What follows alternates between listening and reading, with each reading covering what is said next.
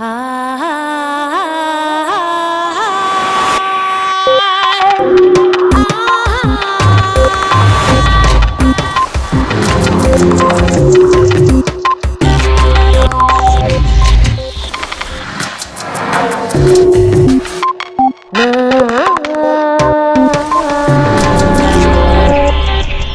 deprimirte, te sientes desvalido y te convences de que jamás mejorarás, y esa convicción prolonga la depresión. Irving Kirsch. En el último capítulo de Redes, Irving Kirsch, director asociado del programa de estudios del placebo de la Universidad de Harvard, charlaba con Ponset sobre el poder del efecto placebo y le explicaba cómo las expectativas positivas suelen generar un efecto positivo. En este capítulo, Kirsch nos hablará sobre el efecto nocebo, también conocido como el gemelo malvado del placebo, y sobre los efectos nocivos que produce. Además, en su sección, Elsa Punset nos dará pistas para aprender a combatir los malos pensamientos que nos impiden llevar una vida más agradable.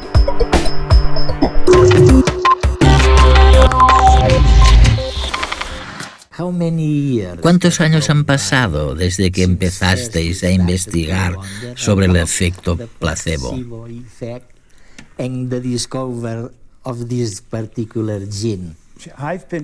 Me interesa el tema desde la década de 1970.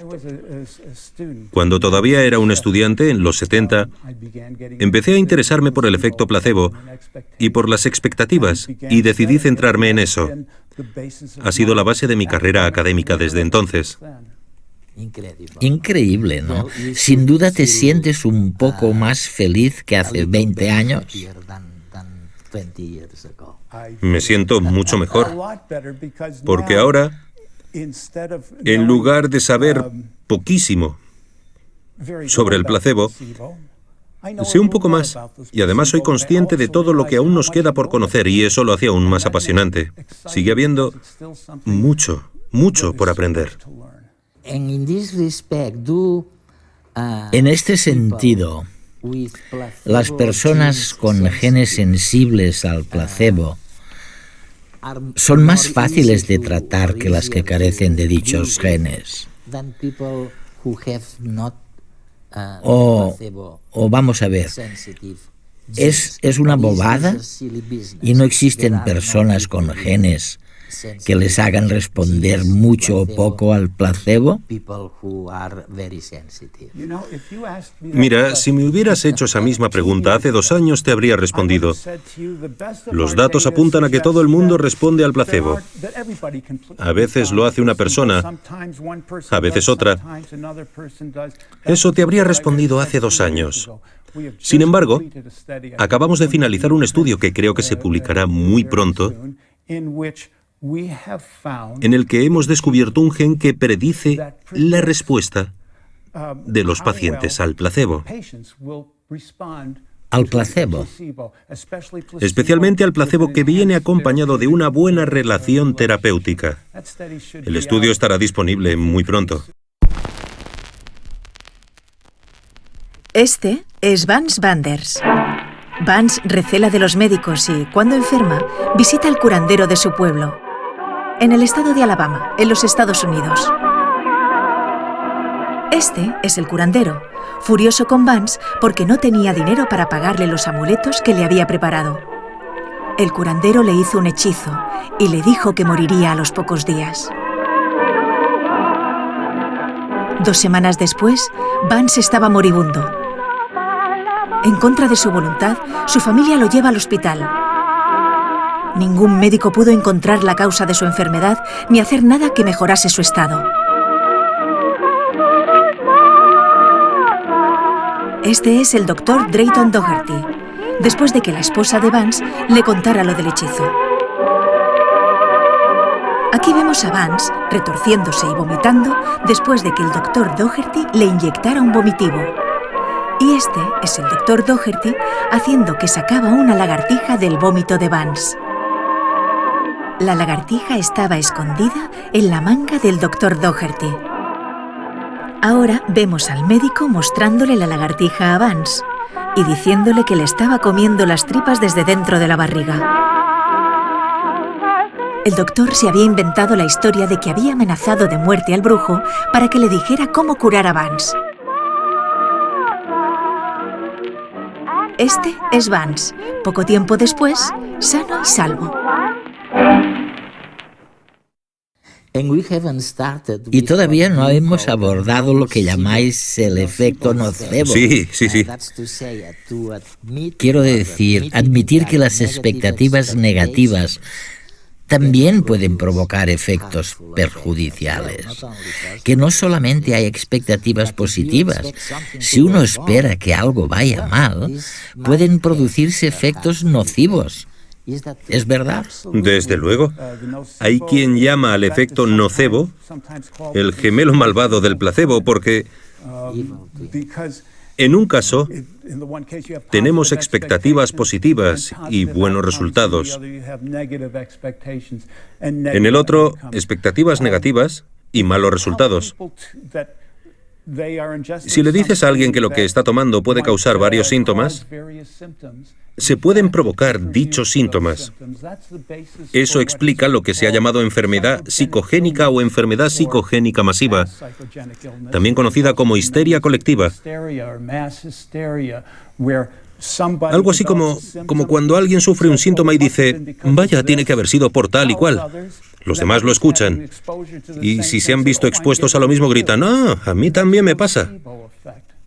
¿Han oído bien? O sea, realmente estamos demostrando, sino sugiriendo, que realmente cuando decimos que una sustancia determinada va a producir un efecto en nuestro cuerpo negativo, es lo que ocurre de verdad.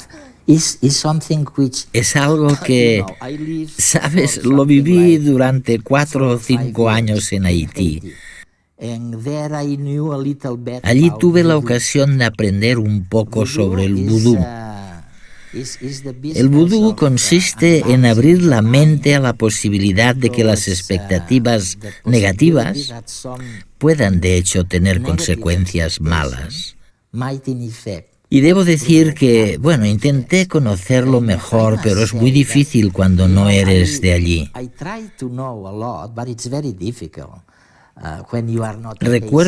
Recuerdo muy bien que de noche se oía música desde Pétionville, bam, bam, bam, bam, a lo lejos, en las casas donde obviamente se estaban celebrando algunos rituales de vudú. Y también recuerdo ir por la calle y ver a una persona presa de la desesperación, que se creía víctima del vudú. Pero jamás pude saber si los que lanzaban maldiciones de vudú las lanzaban de verdad. ¿Habéis observado algo así en cualquier caso? Un antropólogo llamado Cannon estudió el fenómeno de la muerte por vudú y llegó a documentar casos de personas a quienes los hechiceros, los que practican el vudú, les habían dicho que morirían, que estaban malditos, que iban a morir. Y en algunos casos la gente murió de verdad. Por supuesto, es difícil saberlo con certeza basándonos en casos individuales y evidentemente no es algo que podamos estudiar experimentalmente, pero los casos están allí y hay incluso explicaciones médicas para ello. Estas personas literalmente se murieron de miedo. La hipótesis física sobre cómo podía suceder algo así que formuló Cannon sigue considerándose hoy en día una posibilidad válida, algo que puede suceder. Antes mencionabas la depresión. En parte, la depresión se debe al efecto nocebo. Forma parte de cómo progresa la depresión en las personas y de lo que prolonga la depresión, lo que hace que la gente siga estando deprimida. Al deprimirte, te sientes desvalido y te convences de que jamás mejorarás. Sí. Y esa convicción prolonga la depresión. Se trata del efecto nocebo. No es extraño, por tanto, que se pueda curar en gran medida la depresión con un placebo que despierte la esperanza. ¿De que mejorarás? De que algo puede cambiar. De que vas a mejorar, sí. La indefensión del efecto nocebo se ve contrarrestada por la sensación de, sí, quizá pueda. Normalmente no es una certeza, pero incluso ese quizá pueda supone una expectativa optimista que promueve la sensación de bienestar y ayuda a mitigar la depresión. Si bien abundan los relatos de personas que fallecen después de ser maldecidas, los informes médicos que documentan este tipo de muertes son casi inexistentes. Tampoco es posible estudiar estos casos en el laboratorio, pero, de ser ciertos, se sospecha que podrían ser causados por un miedo muy intenso. El efecto nocebo se comprende cada vez mejor y es mucho más cotidiano de lo que solemos creer. Por ejemplo, entre los pacientes que padecen efectos secundarios de algún tratamiento médico, en muchos casos, esto no se debe al tratamiento en sí, sino a la mera creencia de que podrían sufrir esos efectos. En los ensayos clínicos de nuevos fármacos, alrededor de un cuarto de los pacientes en el grupo de control, o sea, pacientes que reciben placebos, también experimentan los mismos efectos secundarios dañinos que los que reciben el medicamento de verdad. Y cerca del 60% de los pacientes en quimioterapia sufren malestares antes de comenzar el tratamiento. Las personas que creen tener un riesgo alto de contraer algunas enfermedades son más propensas a adquirir estas dolencias que las personas que no tienen esa creencia. Según se demostró en un estudio, las mujeres que creían que eran particularmente propensas a ataques al corazón tenían casi 4 veces más probabilidades de morir de enfermedades coronarias que otras mujeres con los mismos factores de riesgo. A veces, los peores hechiceros no están en la calle, sino dentro de nuestros cerebros. Me gustaría sacar 3 conclusiones de lo que has dicho. La primera es que el propio acto de administrar un fármaco activa una cascada de flujos bioquímicos. Y no es en absoluto simple. Pero por otro lado, se desencadena una cascada de sucesos, no uno solo. Sí, así es. Por tanto, hay que tenerlo en cuenta. La segunda conclusión es que el efecto de condicionamiento del placebo puede usarse para mitigar el dolor. Sí, esto ha quedado perfectamente demostrado y sabemos que es cierto. Y la última conclusión, seguro que te suena, porque es un clamor que se oye por doquier. Se trata de que el nombre de placebo debería cambiarse, que ha habido tantas tergiversaciones de los efectos, positivos o negativos, del placebo, que os gustaría dejar de llamarlo así y os gustaría llamarlo de otra manera, por ejemplo, curación contextual. Sí, se han propuesto muchas alternativas. Curación contextual es una y muy buena. Respuesta al significado también está muy bien. Es un término acuñado por un antropólogo en la Universidad de Michigan, Dan Moorman, y me parece excelente. El problema, en mi opinión, es que es muy difícil cambiar el lenguaje. No creo que vaya a suceder. Para bien o para mal, nos quedaremos con el término placebo.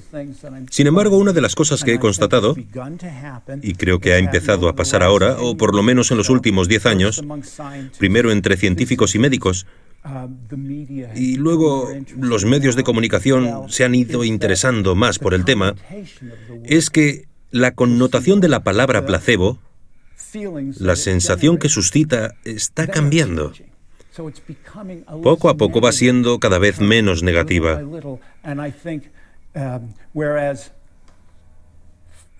Hace 50 años, si mencionabas el efecto placebo, algunos pensaban, bah, pero si ni siquiera existe.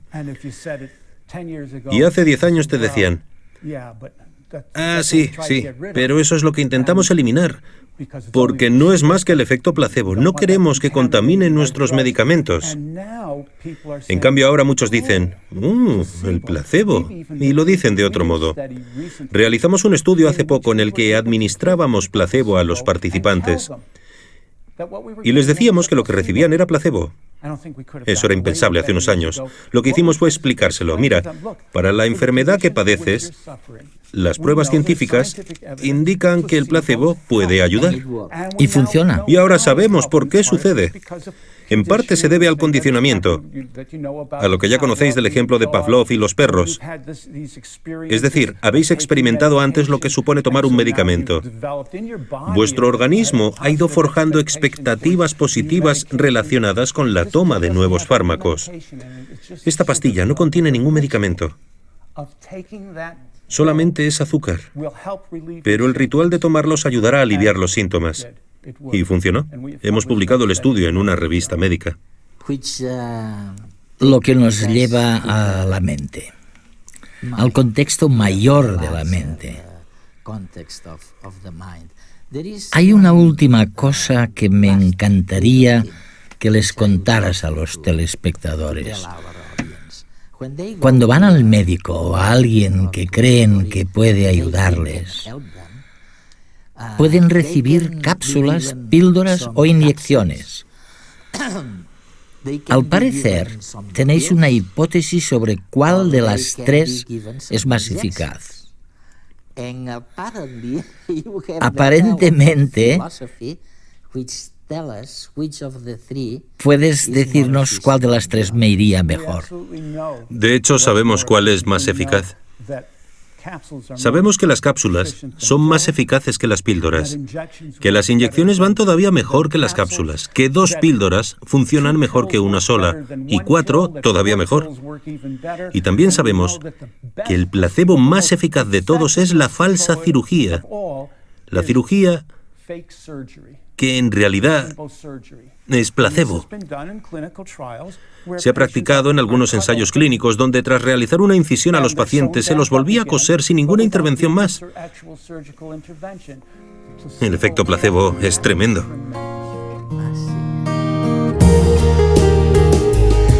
Recuerdo el caso de un chico que intentó suicidarse después de que su novia lo dejara.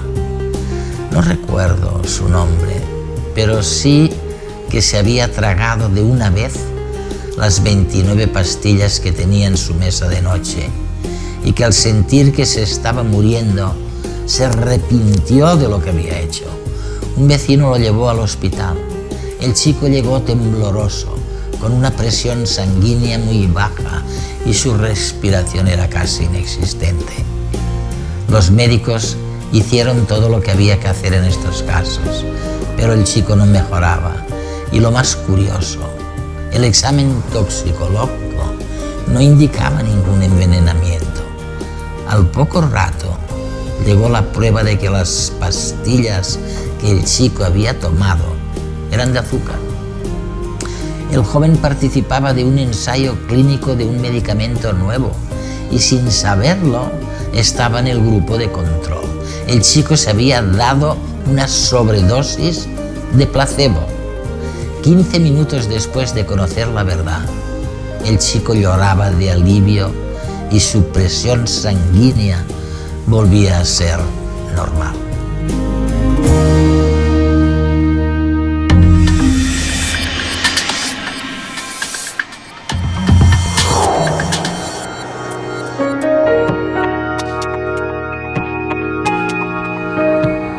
En el programa anterior vimos cómo los pensamientos positivos pueden facilitar que consigamos nuestras metas. Hoy veremos que nuestros pensamientos son un arma de doble filo.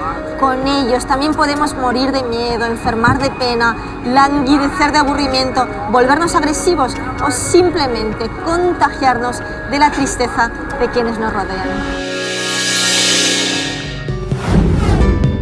Y es que estamos divididos entre las ganas de alimentarnos con pensamientos y emociones positivas y la tentación de caer en lo negativo. Estos pensamientos negativos nos tienden pequeñas trampas peligrosas para nuestra salud mental y física. Vamos a descubrir formas prácticas para despistarlos y hacer la vida más agradable. Vicenç Oliver, director del Institut Gestalt de Barcelona, estuvimos juntos hace muy poco hablando de cómo podemos potenciar los pensamientos positivos en nuestra vida diaria para vivir mejor. Y hoy estamos hablando de cómo los pensamientos negativos están dentro de nosotros a veces sin que nos demos cuenta. ¿Qué podemos hacer para detectarlos? Por ejemplo, en la pareja. Uno de los grandes miedos que hay en el fondo es un miedo al abandono. Entonces hay gente que se protege de muchas maneras, a veces dejando a la pareja antes de que me dejen, a veces haciendo todo para que no me deje. Es decir, entonces ese miedo al abandono es sencillamente una experiencia que igual la persona ha tenido años atrás, que se sintió abandonada, sola, lo que sea, y que lo proyecta en la relación. Por tanto, es muy importante hablar con la pareja, la comunicación es básica. Se dice que la comunicación es el mejor afrodisíaco que existe. Es decir, si nos comunicamos bien, la pareja funciona. Por ejemplo, en la relación con los hijos, ¿qué dirías tú que es un pensamiento negativo, un patrón de pensamiento negativo típico? Un poco, bueno, ¿qué pasará cuando sean mayores? Caerán en las drogas, digamos, serán personas que aprovecharán la vida. De alguna manera, los padres a veces generamos o podemos generar una culpa previa a ver los resultados, ¿no? Culpa que no ayuda. Pienso que ayuda mucho más la confianza, el afecto, el cariño y sobre todo, vuelvo otra vez lo de antes, la buena comunicación con los hijos, de poder hablar de todas las cosas y eso va relajando muchos miedos. Si te hablo de trabajo, ¿qué me dirías? ¿Dónde están los miedos escondidos ahí? Hombre, evidentemente los miedos, dada la situación actual, es a perderlo o a no tenerlo o a, fin, a no encontrar otro o a buscar, etcétera, etcétera, ¿no? Y otra vez lo mismo, si uno enfoca el futuro con miedo, tiene muchas más posibilidades que ese miedo se realice. Es decir, que entonces, ¿de qué manera enfocar el futuro confiado, con ganas? El cambio más importante empieza siempre por dentro. Y a partir de ahí salimos al mundo. Pero si salimos al mundo ya con miedo, con fantasías catastróficas, va a costar mucho más. Vicenç, hay un ámbito de la vida que nos afecta a todos desde que nacemos, que yo creo que está plagado de pequeñas minas de negatividad. Y es el del envejecimiento, cómo envejecemos, ¿no? ¿Qué podemos hacer con esto? ¿Cómo lo ves? A medida que uno se va haciendo mayor, se da cuenta que tiene menos tiempo por delante y tiene menos fantasías de cambio. Pero eso realmente es una interpretación muy limitadora. Y la riqueza máxima siempre es el aquí y el ahora, el vivir el momento presente, ¿no? Es cierto que nuestra cultura privilegia más la vida en una franja, ni los muy pequeños ni los muy mayores. Pero hemos de ir más allá de esos estereotipos. La vida va desde muy pequeños a muy mayores y hemos de saber vivir todas las etapas. Y si pensamos que la vida es un proceso de aprendizaje continuo, pienso que eso nos puede dar otra visión. Muchos pensamientos negativos se esconden bajo el disfraz de miedos. Tus miedos funcionan así. Imagina que alguien se ha instalado en tu cabeza sin que le hayas invitado. Te acompaña a todas partes y te da órdenes. Tú le obedeces y al final te crees que haces esas cosas porque quieres. No vayas a fiestas porque no sabrás qué decir. No cojas el metro porque te podría faltar el aire. Pero hay que plantar cara a los miedos y desenmascararlos. Solemos temer determinadas cosas, sobre todo lo que tiene que ver con las carencias y con sentirnos vulnerables. ¿Cuáles son tus miedos? Hola. ¿De qué tienes miedo tú? ¿De qué tengo miedo? El principal miedo es la salud. Pues tengo miedo de la muerte de mis familiares, de la mía. De las cucarachas. Yo también. Sí. Pues de no conseguir realizarme profesionalmente. De la misma gente tengo miedo a veces. De las serpientes. ¿Mucho miedo a las serpientes? ¿Es una fobia? I've just turned a very significant age and my fears are that I'm getting old. El miedo de lo que vas a pasar aquí en Europa, en toda parte del mundo. ¿Tienes miedo a algo? A lo que no se ve, supongo, ¿no? Como lo que no se palpa, lo que se siente y no sabes qué es lo que es. Qué bueno, gracias. Llevados al extremo, los miedos se convierten en fobias que nos impiden funcionar normalmente y necesitan ser tratadas por especialistas. Pero en nuestro día a día pagamos un precio alto por dejar que nos invadan pequeños miedos e influencias negativas. Pasamos horas centrados en nuestro trabajo, en recuerdos tóxicos, en bloqueos psicológicos y nos resentimos en cuerpo y mente. ¿Cómo podemos prevenir buena parte de estas influencias destructivas? Por ejemplo, con un menú de buenas influencias.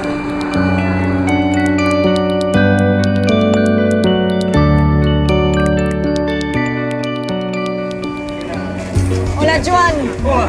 Tú que sabes mucho de menús, ayúdame por favor con este menú tan importante. Hombre, yo creo que es un menú muy acertado. Venga, vamos a dar una vueltecita. Nena, te traigo el menú de hoy.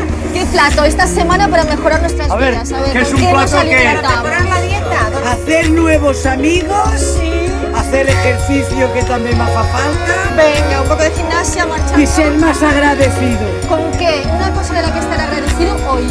Con el venir cada día a trabajar. Yo siempre voy así. Ya. Mira, ¿dónde está la cocinera? Aquí, yo soy la Dígame, aquí mi cocinera. A ver, ¿cuál eliges? Dormir bien. Dormir bien. Amigos ya tengo muchos. Oye, a ver qué plato escoges. Primero hacerme unos amigos. Fotografía, que me encanta. Hacer nuevas amigas, pues amigos tengo unos cuantos ya. Una mujer te pegará de estar tanto rato conmigo. ¡Ay! A ver, ¿qué plato quieres que eso es mejor que la dieta mediterránea? Esta. Encontrar tiempo para disfrutar. ¿Qué harías? Vale. Senderismo, escalada, caída libre. Montar a caballo. Yo dormir bien. Cosas nuevas, eso, aprender cosas nuevas. Bueno, nena, ya estoy aquí. ¿Qué plato escogéis para hoy? Encontrar tiempo para disfrutar. ¿Para disfrutar para hacer qué? Para salir, para ir al cine, al teatro. ¿Cómo la mejoramos? Dormir bien. ¿Cuántas horas? 8 como máximo. Adiós.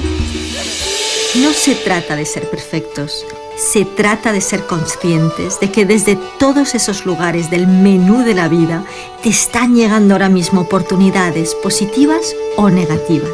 Tú puedes elegir cada día cómo mejorar muchos aspectos de tu vida. Y es que nuestro cuerpo está en constante proceso dinámico. No solo lo alimentamos con lo que comemos, sino con lo que pensamos, lo que esperamos, lo que oímos y lo que sentimos. Elige para tu cuerpo y también para tu mente un menú saludable. No es magia, es inteligencia emocional.